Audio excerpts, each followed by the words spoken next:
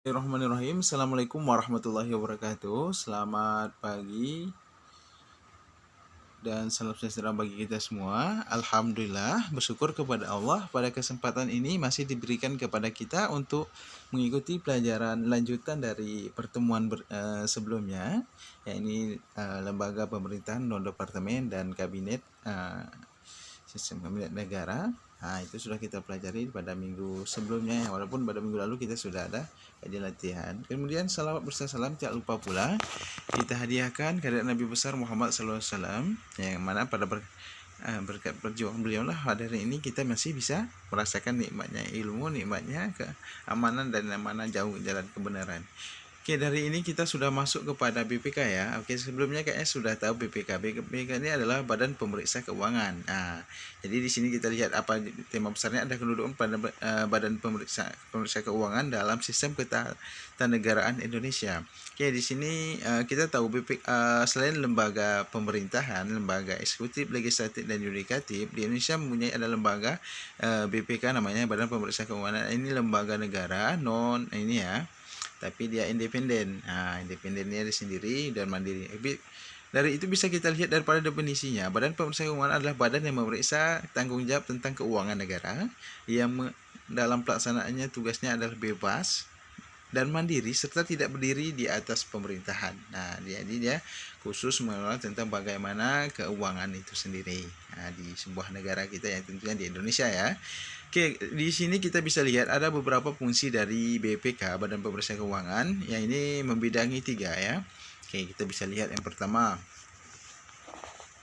fungsi operatif. Ya, ini pokok operatif adalah operasinya, pelaksanaannya. Nah, fungsi utamanya adalah ya ini berupa pemeriksaan. Nah, ini tugas ininya operasinya ya. Ini berupa pemeriksaan, pengawasan ya atau mengawasi dan penyelidikan atas penguasaan, pengurusan dan pengelolaan kekayaan atas negara. Nah, jadi keuangan negara ini bagaimana semua perjalanannya dan pemasukan keuangan negara ini adalah menjadi salah satu tugasnya, fungsinya daripada BPK ya. Ini fungsi operatif. Nah, ini operasi, ya, ini pelaksanaannya.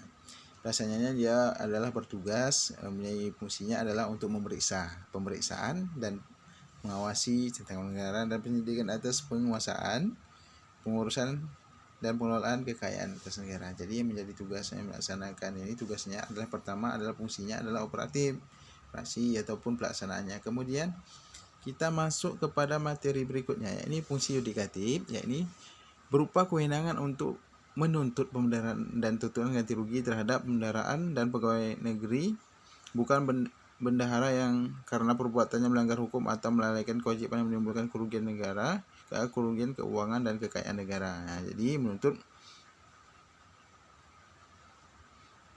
contohnya seperti ini ya.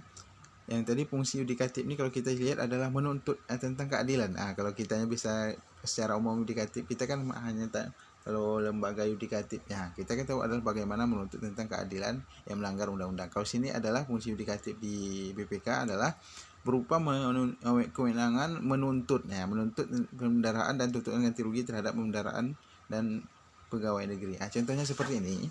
Contohnya seperti ada dana dari APBN yang diberikan kepada dari pemerintah pusat ke pemerintah daerah, misalkan keuangannya itu sudah diberikan oleh pusat kepada daerah, kemudian bagaimana prosesnya.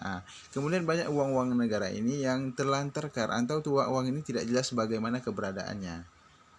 Mungkin ada hilang atau ada pengambilan ataupun ada korupsi atau sejenisnya yang berkenaan tentang keuangan negara.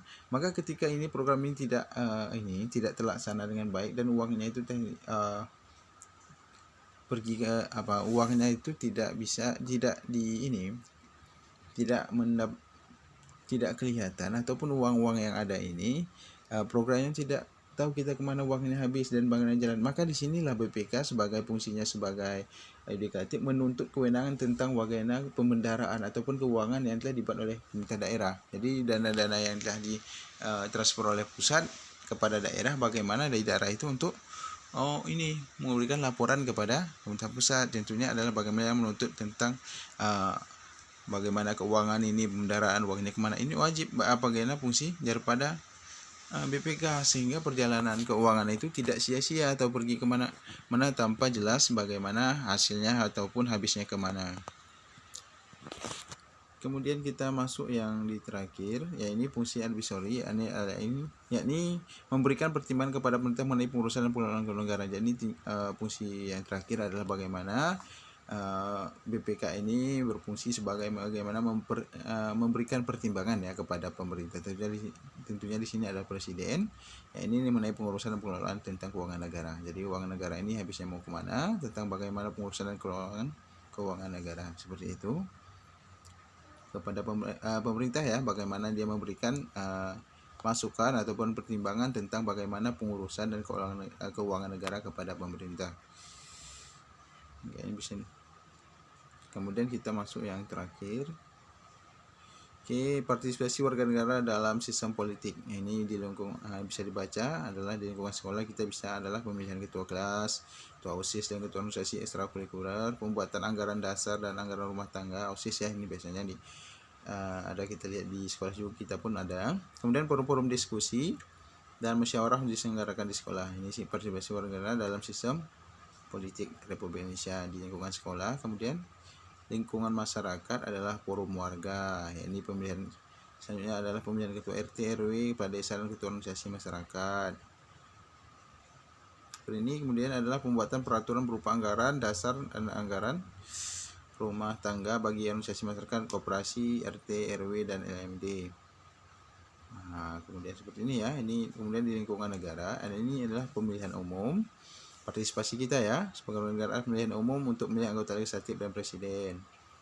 Nah, pemilihan kepala daerah secara langsung pilkada sama seperti presiden dan presiden, tapi lengkapnya di daerah saja. Kemudian yang terakhir adalah aksi demonstrasi yang tertib, damai, dan santun. Nah, dan ini dibolehkan aksi demonstrasi yang tertib, aman, dan damai, dan santun. Oke, sampai di sini materi kita, mudah-mudahan bermanfaat. Saya akhiri. Assalamualaikum warahmatullahi wabarakatuh.